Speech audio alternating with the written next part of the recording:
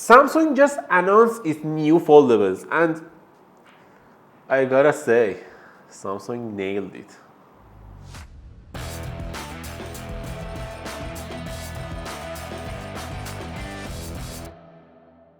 The new Z Flip 5 and Z Fold 5 are new Samsung flagships in the foldable world, and they have a lot of new improvements. Let's start with Z Flip. Z Flip is the most selling foldable in the world, and I can see it everywhere. Everywhere I go, I can see people using their Z Flip, and it's good, it's fancy, and it's fashionable. I like the design here, but the thing is, the new Z Flip 5 is a lot better than last year.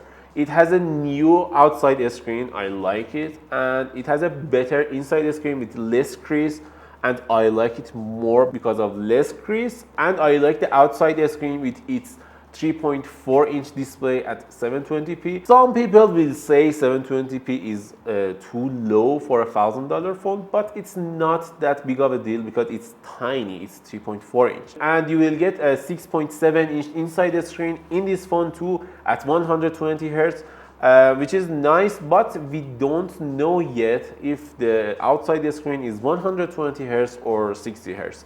I hope Samsung made it 120 Hz, but there's a chance that it's maybe a 60 Hz screen. Also, Samsung upgraded the SoC on this phone. It will come with the Snapdragon 8 Gen 2, which is nice, but they upgraded the RAM up to 12 gigabytes of RAM, which is nice, and we may need that amount of RAM because of some multitasking features that Z Flip has. Samsung didn't change the camera that much, but they made some improvements, which is nice, but we needed a little better sensor on this phone.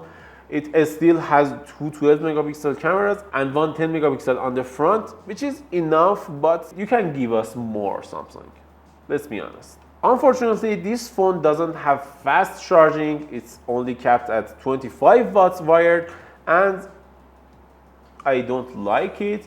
And one other thing that I hate about this phone is lack of USB 3 on this phone. It has only USB Type-C version 2. I don't like it. You are capped at 20 megabytes per second. I don't like it. Let's talk about Z Fold. Z Fold 5 is not that much better on the outside, but it's much better on the inside. It has a new SoC, Snapdragon 8 Gen 2, with upgraded RAM and upgraded storage with UFS 4, which is nice, and you will get a better and narrower and a smaller S Pen on this phone. I like it, and also I don't like it. Why? Because it doesn't have the space like the S Pen in S23 Ultra for your S Pen, and you will need a case to store your S Pen, which is odd. I don't like it, and it's not good for a $1,800 phone. Let's be honest. Also, this phone has two screens. As always, both of them has 120 Hz screen, which is good, and there is not much change from last year in this phone, such as camera, and the camera is same as last year. You will get a 50 megapixel main camera, 12 megapixel ultra wide, and 10 megapixel telephoto with 4 megapixel selfie under the display on the foldable side, and a 10 megapixel selfie camera on the outside the screen. That I don't really like, because why didn't you use a selfie cam from S23 Ultra? Why? The thing I like about the Z Fold 5 is inclusion of USB 3.2 on the OTG USB Type-C port, which is nice, and you can use it as a desktop almost, because when you are plugging it into an external monitor, you will get Samsung DeX, which is nice, but also you will get taskbars and some software features on the phone that I liked a lot about Samsung Z Fold series. Also, I didn't like the charging speed on the phone. It said it has only 25 watts. Why? You are charging me for a phone at $1,800. We weren't satisfied with 45 watts, and they gave us a 25 watt phone. Why? Also, Samsung capped Z Fold 5 to 12 gigabytes of RAM, which I don't like, because you may run out of RAM in 2 years when you can't have 16 gigabytes of RAM version. I wanted a 16 gigabytes of RAM, but Samsung didn't give us. Samsung announced 2 more devices, one Watch 6 and one Galaxy Tab 9. Watch 6 has 3 sizes, and one of them is Watch 6 Classic with new SoC and improved screen. I liked it. I have Watch 5 Pro and I may change it for a Watch 6 Classic. Why not? I liked the watch more than anything in this conference. And about Tab S9. There is 3 models, Tab S9, S9 Plus and S9 Ultra. All of them equipped with Snapdragon 8 Gen 2, which is nice, and only the highest model has 2 cameras on the back, but it's huge and it's too good.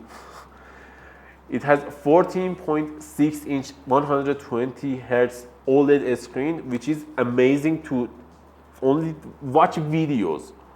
You can see everything in it, and I like the design here, and I can't say anything negative about this tablet. Only it's an Android tablet, and it means it has a little limitations for you if you are buying it compared to Surface or iPad.